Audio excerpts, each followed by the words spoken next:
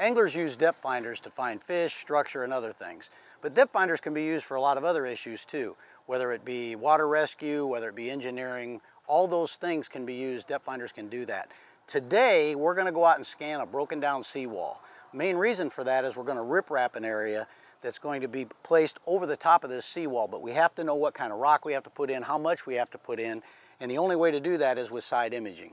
I'm going to go out and side image about 300 yards of old broke down seawall, so we know when we get ready to put riprap in at lake, it's basically bank protection, but it's going to be able to do that, give them the specs so they know how much rock they're going to need and where they're going to need it. We're going to be able to put that together. Stay tuned to Wired to Fish. We're going to have this all on video. We're going to show you what we have to do with side imaging other than fishing. Well, what we're going to do, Mike, is we're going to come down through here. There's an old seawall that has collapsed, and one of the things we're doing is we're doing bank protection for the Friends of Reservoirs. So we want to be able to know where that seawall's at, you know, what depth is on the outside of it, rock, that kind of stuff that, you know, would be an obstacle for putting riprap in.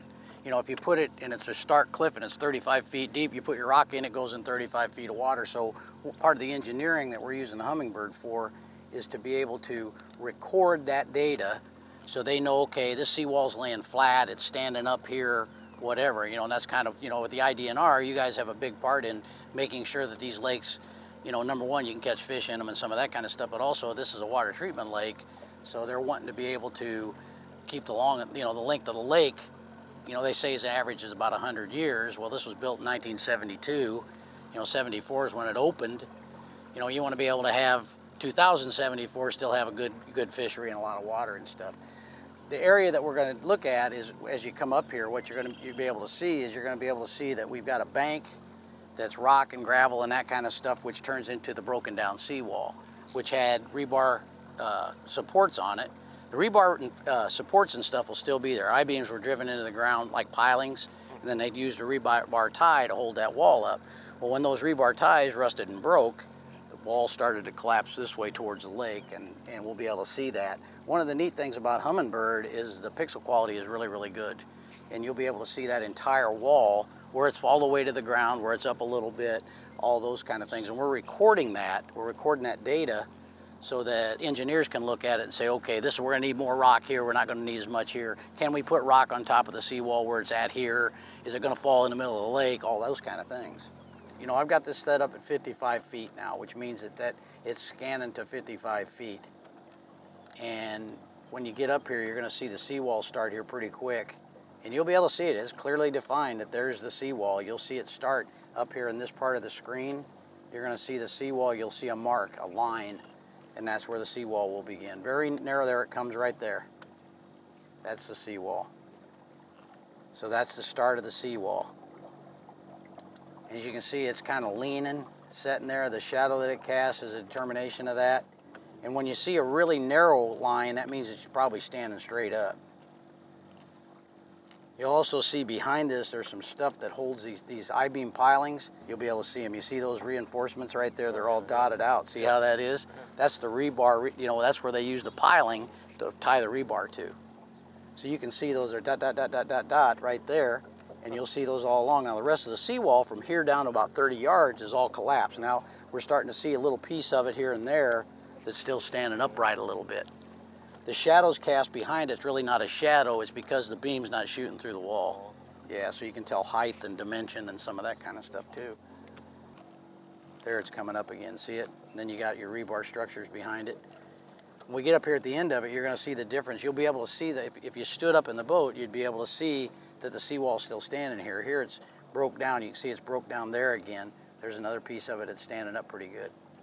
You can see we're coming along here on a spot where the seawall is pretty much all flat, but you can see all those little supports are still in there. You know, you can see them. I mean, if we stood up, we could see them because we're close enough to them, but you can see them really good on the visual image. There's the seawall standing out here. Now there's a point here. You'll be able to see that. The point kind of shoots out and the seawall kind of comes out to the point, but see there's a piece of it there still standing. Now you've got standing seawall again. And you can see that because of the definition that we're able to see. And we're going to be down here another 30 feet or so. 40 feet will be the end of it. And you'll see the end of it that way just like we saw the other part. length of time. There you see it's coming kind of jutting out a little bit. And you can see there's, you can see the difference. That all that shadowing you see right there is about the end of the seawall. We'll see it when I turn here. That's the end of it right there. Right there's the end of the seawall. Now what I'm going to do is I'm going to zoom in basically my distance.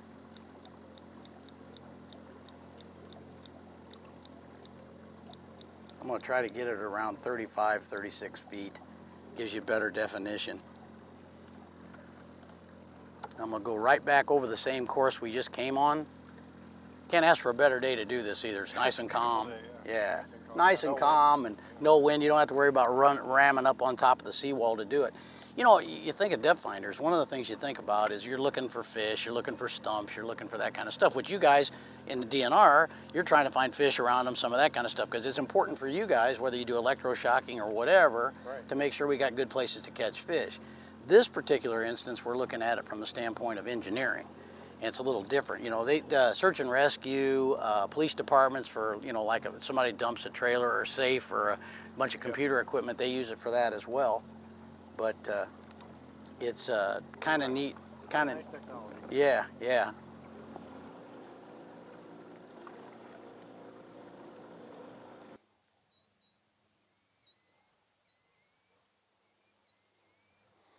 We're looking at bank protection here at Evergreen Lake, and as you notice, we went out, we scanned to where the seawall was standing.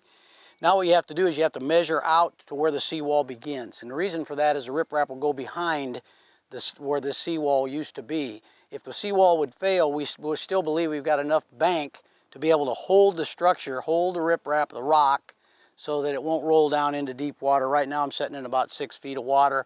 That should be perfect to be able to put this bank protection in, keep the rest of this bank from eroding any further. So project will get underway here pretty quick, but using side imaging, using measuring tape and getting out here and looking to see what we can do is going to make what's going to make this project work. So should be pretty neat. Side imaging was a big part of this. Humminbird Side Imaging, great tool to be able to look at this kind of stuff and be able to manage it better. So that's what we're attempting to do.